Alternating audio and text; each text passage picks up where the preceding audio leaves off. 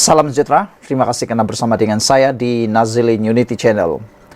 Ini satu kejutan yang dibuat oleh Muhyiddin Yassin dikala semua menjangka beliau akan bertegas dan akan menjadi hero. Akhirnya Muhyiddin tiba-tiba lakukan perkara mengejutkan ini. Tak sangka, siapa sangka Muhyiddin sanggup merayu supaya Wakil Rakyat Perikatan Nasional jangan lompat lagi.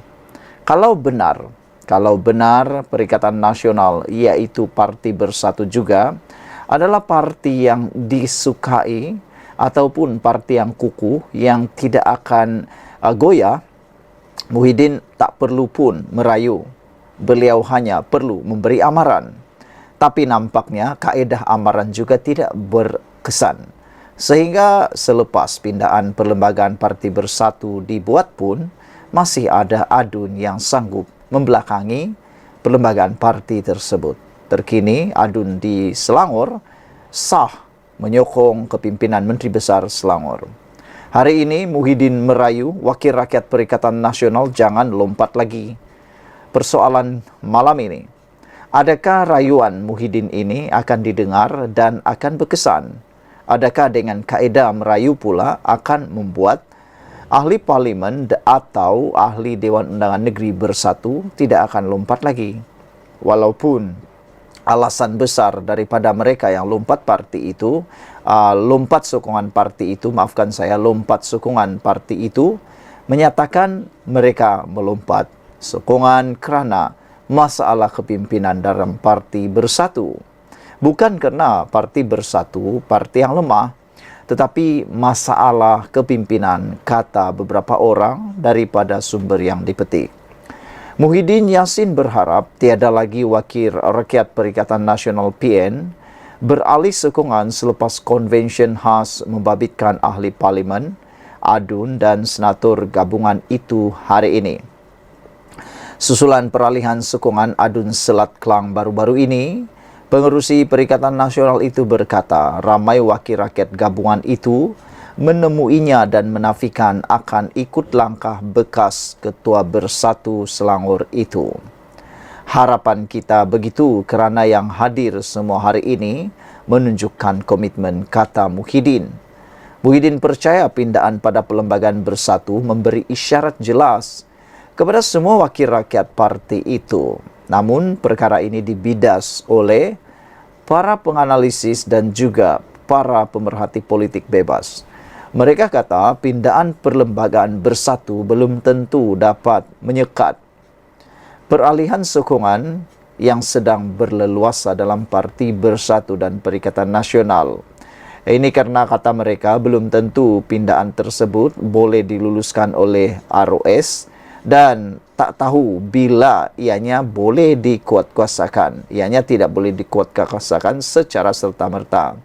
Dan menurut mereka, perkara ini bukan boleh diatasi dengan pindahan perlembagaan, tapi hanya boleh diatasi dengan perubahan kepimpinan dalam Parti Bersatu, kata mereka lagi. Apa pula pendapat anda sekalian? Setakat ini, semua ahli parlimen dan adun yang beralih sokongan kepada Bersatu yang mana Muhyiddin presidennya. Nampaknya kedudukan kita masih kukuh dan kita dah meluluskan pindahan perlembagaan. Itu bermakna sudah bagi satu isyarat besar kepada semua dan dalam kalangan kita dan lain-lain, kata beliau. Isyarat itu hanya amaran semata-mata, kata ramai netizen. Saudara-saudara sekalian, mengulas perkembangan berkaitan, Muhyiddin berkata beliau akan bertemu Jabatan Pendaftaran Pertubuhan Malaysia JPPM ataupun ROS Isnin untuk menyerahkan pindahan tersebut. Beliau diiringi Setiausaha Agung Hamzah Zainuddin. Kita akan jumpa dan berharap JPPM akan beri pertimbangan yang adil dan beri kelulusan yang adil dan dapat beri kelulusan secepat mungkin, kata beliau lagi. Sekian untuk kali ini. Jangan lupa tinggalkan komen anda. Bye-bye. Salam sejahtera, terima kasih kerana bersama dengan saya di Nazilin Unity Channel. Sekali lagi, Muhyiddin kena hantam kau-kau. Kali ini dia dinasihati. Cermin diri dulu, Muhyiddin. Ini adalah kata-kata yang paling pedas untuk Muhyiddin.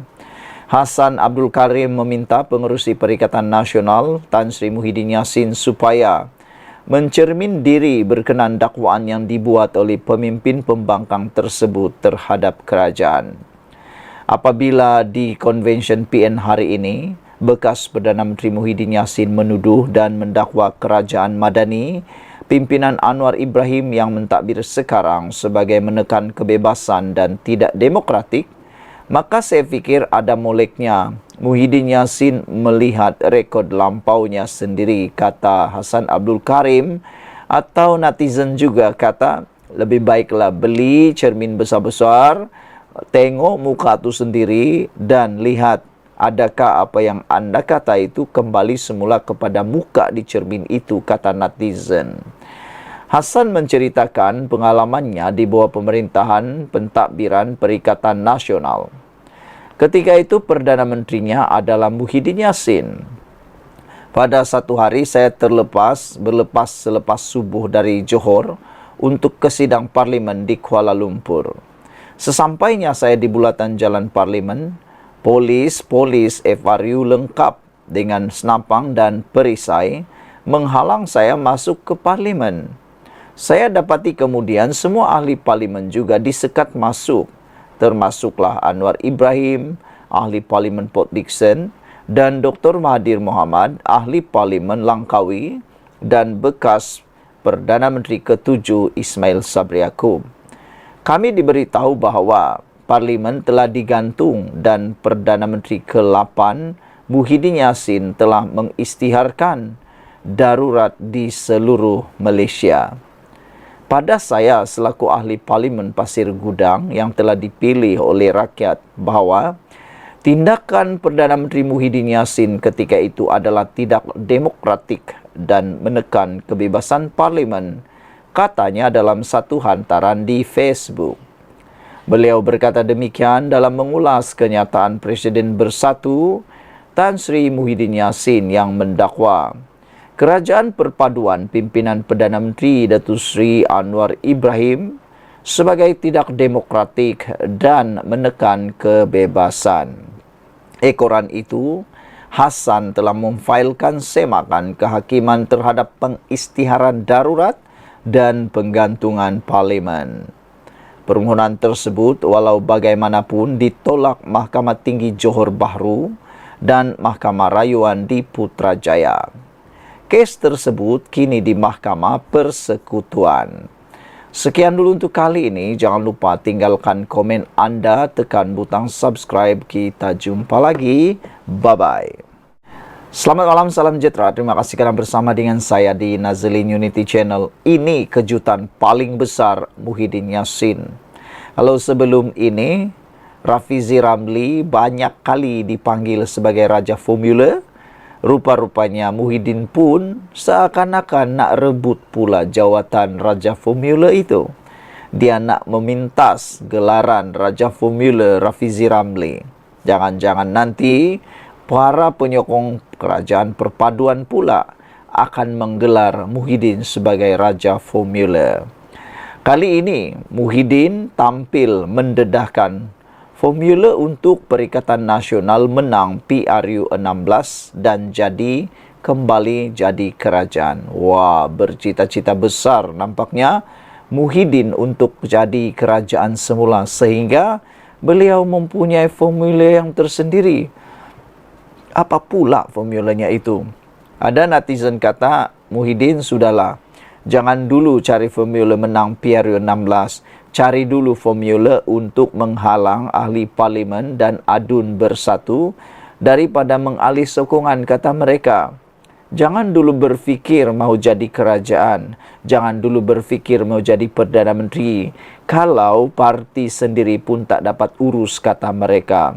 Hal ini kerana sudah terbukti walaupun pindaan perlembagaan Parti Bersatu telah pun dibuat dan bakal dihantar ke ROS, namun perkara itu, provokasi itu tidak menakutkan ahli Bersatu, bahkan bertambah pula yang menyokong kepada blok yang lain.